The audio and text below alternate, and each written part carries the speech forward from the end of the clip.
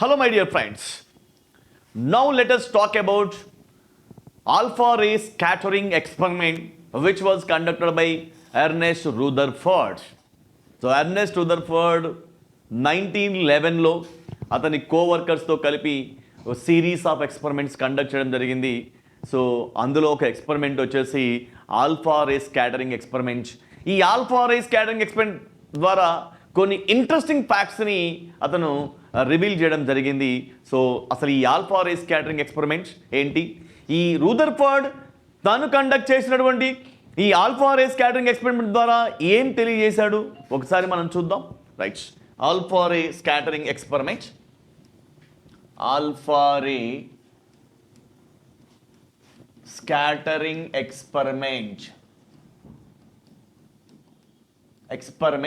Alpha ray scattering experiment. So clearly, in 1911, Ernest Rutherford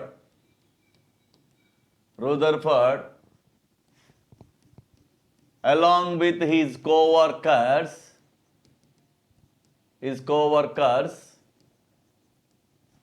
conducted a series of experiments.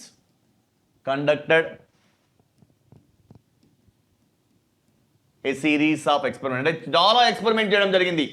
అందులో ఒక experiment వచ్చేసి alpha ray scattering experiment. చూడండి, a series of experiments one among them is alpha ray scattering experiment. Alpha ray scattering. ఈ ఎక్స్పెరిమెంట్లో ఏం చేస్తారంటే చూడండి, ఇక్కడ ఇది ఒక సోర్స్ అనమాట. దీని నుంచి ఆల్ఫా పార్టికల్స్ రిలీజ్ అవుతాయి. ఆల్ఫా పార్టికల్స్ని ఒక గోల్డ్ ఫాయిల్ గుండా పాస్ చేశాడు. A beam of alpha particles was directed against gold foil. అంటే కొన్ని ఆల్ఫా పార్టికల్స్ యొక్క కంప్లీట్ సిరీస్ని ఈ గోల్డ్ ఫాయిల్ గుండా చేసి మరి ఈ గోల్డ్ ఫాయిల్ గుండా ఆల్ఫా పార్టికల్స్ ఎలా పాస్ అవుతున్నాయి, మరి ఎలా డిఫ్లెక్ట్ అవుతున్నాయో తెలుసుకోవడం కోసం దీని చుట్టూతో కూడా ఒక ఫ్లోరోసెంట్, ఇది సర్క్యులర్ షేప్లో కనిపిస్తుంది, ఒక ఫ్లోరోసెంట్ స్క్రీన్ అనమాట. ఎప్పుడైతే ఆల్ఫా పార్టికల్స్ ఈ ఫ్లోరోసెంట్ స్క్రీన్ని టచ్ అవుతాయో ఇక్కడ ఏం క్రియేట్ చేస్తున్నాయి, they produce A flash of light. ఇక చూడండి, ఇక్కడ ఇది ఒక ఫ్లాష్ ఆఫ్ లైట్ మెరుస్తుంది స్క్రీన్ అనేది. అంటే స్క్రీన్ ఏ డాట్లో అయితే ఏ పాయింట్లో అయితే మెరుస్తుందో అక్కడ ఆ పాయింట్ని ఆల్ఫా పార్టికల్ ఢీ కొట్టినట్టు లెక్క. అంటే ఏం చేశాడు, సింపుల్గా ఆల్ఫా పార్టికల్స్ ప్రొడ్యూస్ చేసే ఒక సోర్స్ నుంచి ఈ బీమ్ ఆఫ్ ఆల్ఫా పార్టికల్స్ని ఒక గోల్డ్ ఫాయిల్ గుండా పాస్ అయ్యేటట్టు చేశాడు.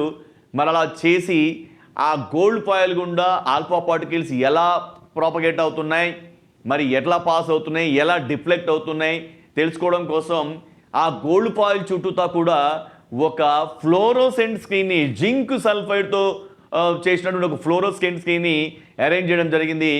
మరి ఎప్పుడైతే ఈ ఆల్ఫా పార్టికల్స్ చూడండి, దీని గుండా ఇది మనకు గోల్డ్ ఫాయిల్, దీని గుండా పాస్ అయిన ఆల్ఫా పార్టికల్స్ ఎప్పుడైతే మరి ఈ ఫ్లోరోసెంట్ స్క్రీన్ టచ్ అవుతాయి అక్కడ ఫ్లాష్ ఆఫ్ లైట్, అది మరి ఆ స్పాట్ అనేది మరి మెరుస్తుంది, ఆడ ఫ్లాష్ ఆఫ్ లైట్ని ప్రొడ్యూస్ చేయడం అనేది జరుగుతుంది.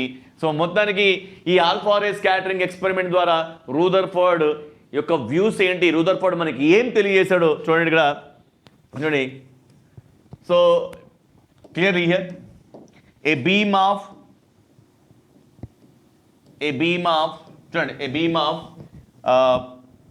Alpha particles was directed against a gold foil అనే కాదు, ఇక్కడ సిల్వర్ లేదా కాపర్ ఫాయిల్ కూడా వాడచ్చు. ఇతను గోల్డ్ ఒక్కటే కాదు, సిల్వరు, కాపరు, డిఫరెంట్ మెటల్ ఫాయిల్స్ని యూజ్ చేశాడు. సో మనం మేజర్గా అయితే మనం గోల్డ్ ఫాయిల్ని కన్సిడర్ చేస్తాం. Gold foil experiment, a beam of alpha particles యొక్క బీమ్ని గోల్డ్ ఫాయిల్ గుండా పాస్ అయ్యేటట్టుగా చేశాడనమాట. సో పంపించాడు. A beam of alpha particles was directed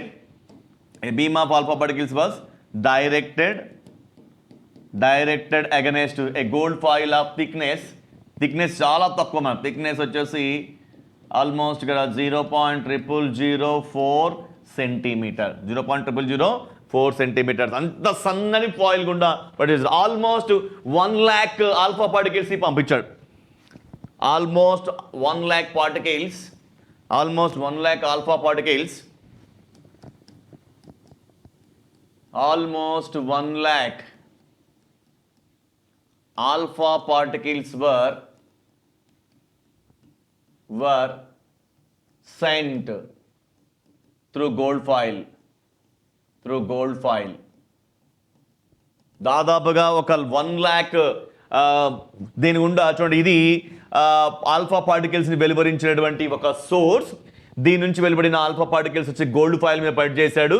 so ఈ తను అబ్జర్వ్ చేశాడు, కొన్ని డైరెక్ట్గా ఆల్ఫా పార్టికల్ ఏ డైరెక్షన్లో పంపించాడో అదే డైరెక్షన్లో వెళ్ళడం జరిగింది, కొన్ని మాత్రం స్మాల్ యాంగిల్స్ తోటి డిఫ్లెక్ట్ చేయడం జరిగింది. 1 lakhలో ఒకటి మాత్రమే ఎగ్జాక్ట్గా ఏ డైరెక్షన్లో అయితే ప్రాపగేట్ అయిందో అదే డైరెక్షన్ రావడం జరిగింది. సో దీన్ని బట్టి అతను కొన్ని అబ్జర్వేషన్స్ చేశాడు చూడ. సో ఈ ఆల్ఫా పార్టికల్స్ యొక్క డిఫ్లెక్షన్ అబ్జర్వ్ చేయడం కోసం ఈ ఫాయిల్ చుట్టూతా కూడా ఒక సర్క్యులర్ ఫ్లోరోసెంట్ స్క్రీన్ని అరేంజ్ చేయడం జరిగింది. ఈ సర్క్యులర్ ఫ్లోరోసెంట్ స్క్రీన్ వచ్చి జింక్ సల్ఫైడ్తో చేయబడి ఉంటుంది. చూడండి ఇక్కడ నెక్స్ట్ ఇక్కడ to observe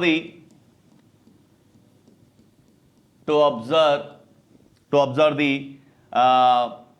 path of to observe the deflections of alpha particles or alpha rays. Alpha particles are alpha rays. A circular fluorescent screen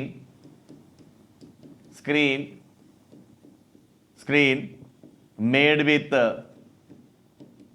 with zinc sulfide was arranged around the gold foil. Gold foil చుట్టూతా కూడా ఒక circular షేప్లో ఉన్నటువంటి ఏమరేంజ్ చేశాడు, zinc సల్ఫైడ్తో చేసిన fluorescent screen arrange చేశాడు around gold foil. So this one ఇది అంటే ఎప్పుడైతే ఈ ఆల్ఫా రేస్ వచ్చేసి ఈ సర్క్యులర్ స్క్రీన్ని ఈ ఫ్లోరోసెంట్ స్క్రీన్ టచ్ చేస్తూ they produce A flash of light అనమాట. ఎప్పుడైతే టచ్ అంటే ఫ్లోరోసెంట్ స్క్రీన్లో ఏ పాయింట్ అయితే మెరుస్తూ ఉంటుందో ఆ పాయింట్ని ఆల్ఫా పార్టికల్ టచ్ చేసినట్టు, ఆ ఆల్ఫా పార్టికల్ స్ట్రక్ అయినట్టు, అంటే ఢీ కొట్టినట్టు. ఇక్కడ చూడండి, ఇక్కడ clearly I'm writing here. So whenever alpha particle struck the screen, it will produce a flash of light. ఒక ఫ్లాష్ ఆఫ్ లైట్ ని ప్రొడ్యూస్ చేస్తుంది. రైట్, ఇంతకీ అబ్జర్వేషన్స్ ఏంటంటే ఇక్కడ నెక్స్ట్ ఆల్ఫా పార్టికల్ ఏంటి, what about the alpha particle? ఇక్కడ alpha particle is nothing but ఇక్కడ మనకి 2He4++, అంటే ఇక్కడ 2 యూనిట్స్ ప్లస్ 2 యూనిట్స్ ఛార్జ్ ఉంటుంది ఆల్ఫా పార్టికల్కి, ప్లస్ యూనిట్ ఛార్జ్ ఉంటుంది. ఇది వచ్చేసి సింపుల్గా alpha particle is nothing but helium nucleus. ఇది వచ్చేసి helium nucleus. Alpha particle nothing but 2 units positive charge ఉన్నటువంటి helium nucleus. Then what about the observations made? Observations made from alpha ray scattering experiment.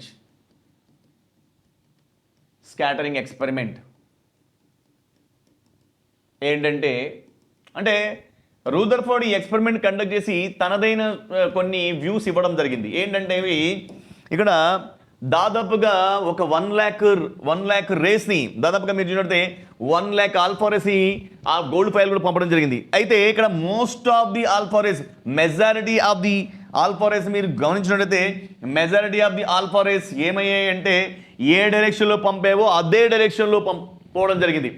Majority of the alpha rays pass through gold foil in the same direction. So దీన్ని బట్టి Rutherford తన వ్యూని ఎలా వెలిబుచ్చాడంటే ఎక్కువ alpha వికిరణాలు వచ్చేసి alpha raise వచ్చేసి gold foil గుండా ఏమాత్రం డైరెక్షన్ చేంజ్ కాకుండా ఏమాత్రం డిఫ్లెక్ట్ అవ్వకుండా అదే డైరెక్షన్లో పాస్ అయ్యాయంటే ఆటంలో ఇప్పుడు పంపిస్తున్న ఆల్ఫా రేస్ అనేవి గోల్డ్ ఫాయిల్లో ఉన్న ఆటమ్స్ గుండా ప్రాపగేట్ అవుతాయి కదా, ట్రావెల్ చేస్తాయి కదా. ఆ క్రమంలో మరి ఎక్కువ ఆల్ఫా రేస్ వచ్చేసి ఏ డైరెక్షన్లో పంపితే అదే డైరెక్షన్లో బయటకు వెళ్ళాయంటే ఇతని వ్యూ ప్రకారం ఏంటంటే ఆటంలో ఎక్కువ భాగం ఎక్కువ స్పేస్ వచ్చేసి ఎంటీగా ఉంది అని చెప్పాడు. ఎందుకంటే ఒకవేళ ఆటంలో ఎక్కువ భాగం మ్యాటర్ ఉన్నట్లయితే మరి ఆ మ్యాటర్ తోటి ఈ ఆల్ఫా రేస్ అడ్డగింపబడేవి. ఆల్ఫా రేస్ అనేవి ఏదో రకంగా డిఫ్లెక్ట్ అయి ఉండేది. Majority of the alpha rays అప్పుడు డిఫ్లెక్ట్ అయి ఉండేవి, అంటే కొంత వంగి ప్రయాణించడం జరిగేది. కానీ అలా జరగకుండా ఎక్కువ ఆల్ఫా రేస్ ఏం డిఫ్లెక్ట్ అవ్వకుండా ఏ డైరెక్షన్లో అయితే మనం పంపించామో అదే డైరెక్షన్లో పోవడం జరిగింది. సో దీన్ని బట్టి రూదర్ఫర్డ్ ఏం చెప్పాడంటే ఆటంలో ఎక్కువ భాగము ఎంటీగా ఉంది కనుకనే ఆల్ఫా రేస్ అనేవి ఏమాత్రం డిఫ్లెక్ట్ అవ్వకుండా ఏంటి వెళ్ళాయి. Majority of the alpha rays deflecting అవ్వకుండా సెండ్ చేసిన డైరెక్షన్లోనే వెళ్ళడానికి కారణం ఏంటంటే ఆటంలో ఎక్కువ భాగం ఎంటీగా ఉంది అని చెప్పేసి తెలియజేశాడు. సో ఇది మొదటి అబ్జర్వేషన్. వాట్ వాజ్ ద మొదటి ఫస్ట్ అబ్జర్వేషన్ అంటే ఇక్కడ చూడండి, ఇక్కడ ఫస్ట్ అబ్జర్వేషన్, సి majority of the alpha rays passed through gold foil without any without getting deflected.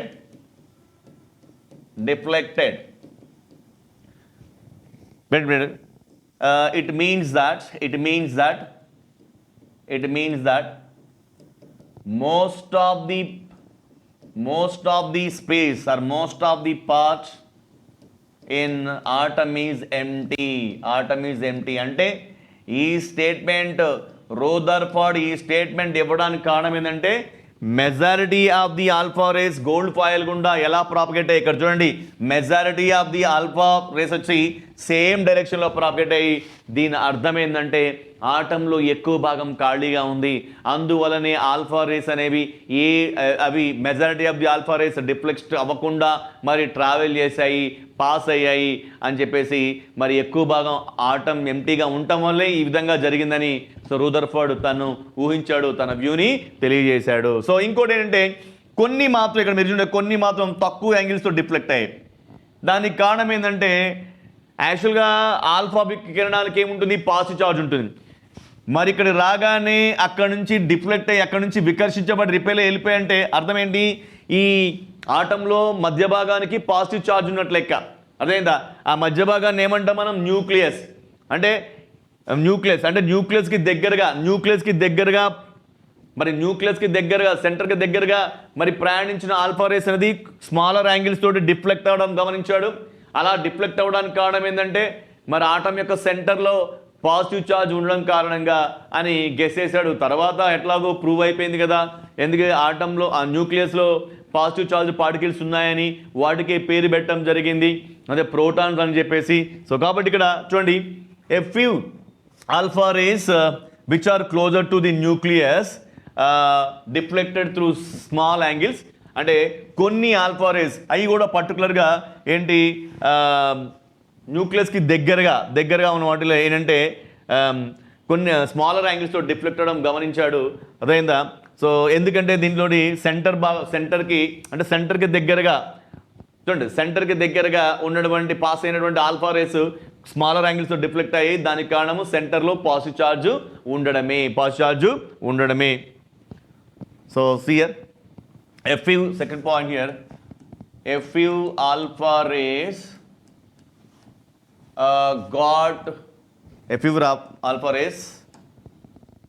which are closer to center, which is nothing but nucleus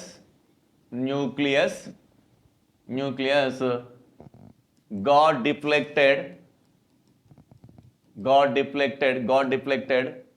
through small angles, through small angles, which means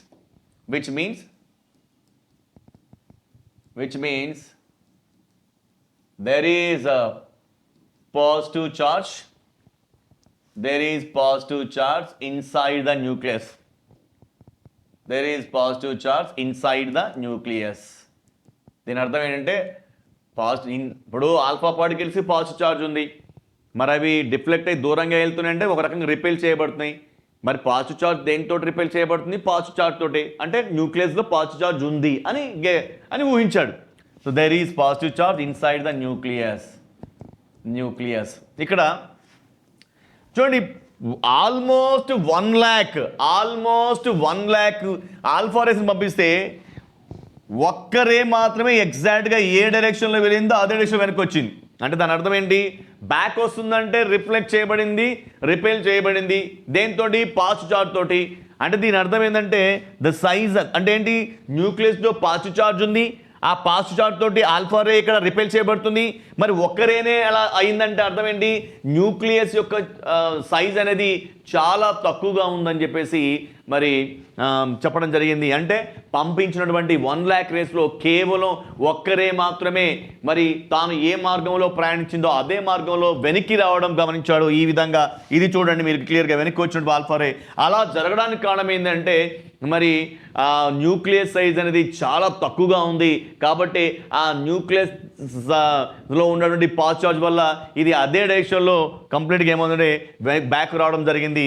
so ఈ third point నుంచి అతను reveal చేసిన statement ఏంటంటే the size of the nucleus is very small. అంత తక్కువ size ఉన్న న్యూక్లియస్లోనే positive charge అనేది concentrate అయి ఉంది. సో చూడండి ఇక్కడ around out of 1 lakh alpha rays, only one alpha ray got deflected back in the same direction.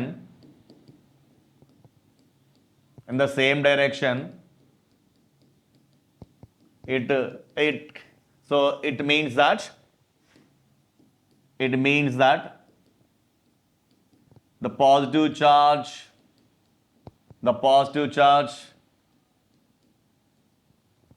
the location in which the positive charge which means that the region in which positive charge is present is very small. Positive charge is present is very, very small, mean the size of the nucleus is very small. The size of the nucleus is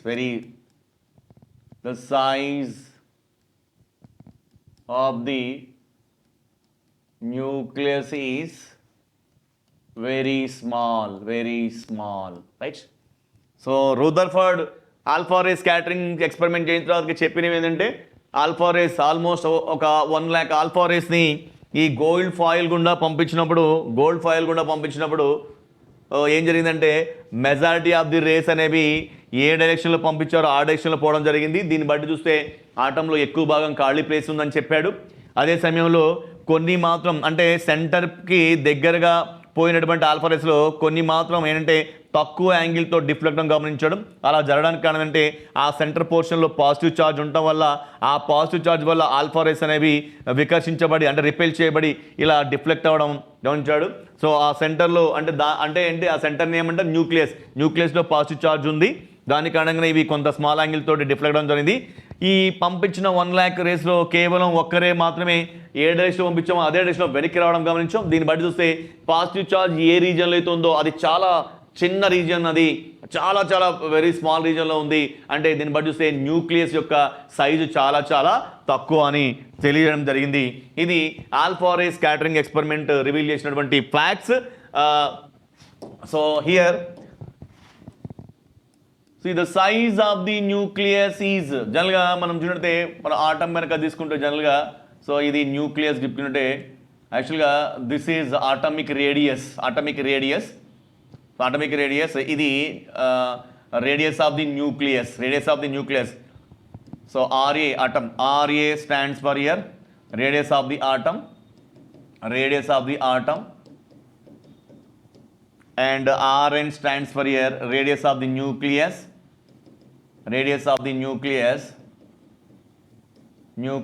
జనరల్గా radius of the atom is measured.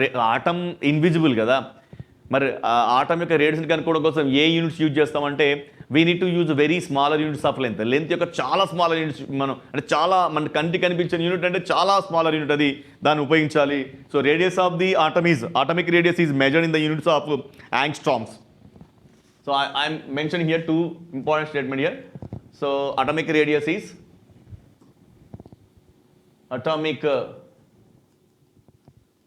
radius is measured or measured in terms of angstroms. So యాంగ్స్ట్రామ్ని మనం ఇలా represent చేస్తాం. So 1 angstrom equal to 10 power minus 8 centimeters లేదా 10 power minus 10 meters. Similarly ఆటమే చిన్నదంటే ఆటంలో ఎక్కడో smaller రీజియన్కి మధ్యలో ఉండే ప్రాంతాన్ని మనం ఏమన్నా న్యూక్లియస్ అంటాం. మరి న్యూక్లియస్ యొక్క రేడియస్ని ఎలా మెజర్ చేస్తాం అంటే యాంగ్స్ట్రామ్ కంటే ఇంకా తక్కువ ప్రమాణాలని మనం యూనిట్స్ని వాడాల్సి ఉంటుంది. So radius of the nucleus is measured in radius of nucleus is